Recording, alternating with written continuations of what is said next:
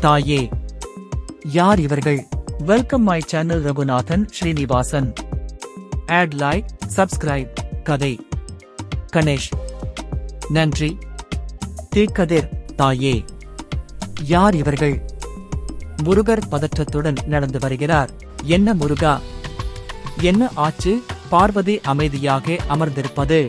ஏன் இப்படி சத்தம்? கீழே பூமியில் கோஷங்கள். இவர்கள் உன் பக்தர்கள். ஆனால் சீசன் பக்தர்கள். அரசியல் மத கூட்டம். முருகனின் குழப்பமான முகபாவனை. பாத யாத்திரை முகமே இல்லை. அடுத்த வருஷம் தேர்தல் வருதில்லையா? மத சின்னங்களுடன் கலந்திருப்பது. கூட்டம் முழக்கமிடுவது. உயர்த்திய முஷ்டிகள். தாயே, யார் இவர்கள்? பாரத் மாதா கி ஜெய். இந்திய தாய் வாழ்க. பொறுமையாக விளக்குவது. அப்போ நீங்களா? பார்வதியிடம் கேள்வி கேட்பது. நான் உனக்கும் விநாயகனுக்கும் தான். தாய்மை அடையாளத்தை வலியுறுத்துவது. உன்னை அன்னைன்னு வழிபட மாட்டார்களா? உண்மையானவர்கள் வழிபடுவார்கள். உண்மையான பக்தர்கள் அமைதியாக பிரார்த்தனை செய்வது. கலவரம் செய்ய உன்னை பயன்படுத்துவார்கள். நான் என்ன செய்ய? முருகன் வழிகாட்டுதலை தேடுவது. கைகூப்பிய நிலை. நீ பேசினா நீதிபதி கடுமையா இருப்பார்.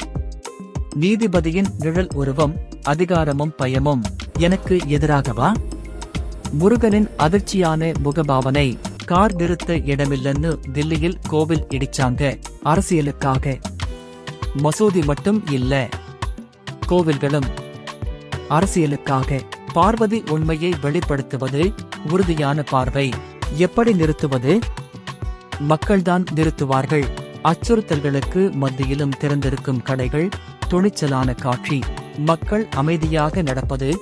இயல்பு வாழ்க்கை திரும்புவது. நல்லது நடக்கட்டும் தாயே. முருகனின் நிம்மதியான புன்னகை. தெய்வீக உலகத்திலிருந்து பூமி காணப்படுவது. ஒளி மற்றும் நிழல் சமநிலை. வெறுப்பை விட மனிதநேயம் பிரகாசமாக ஒளிர்வது.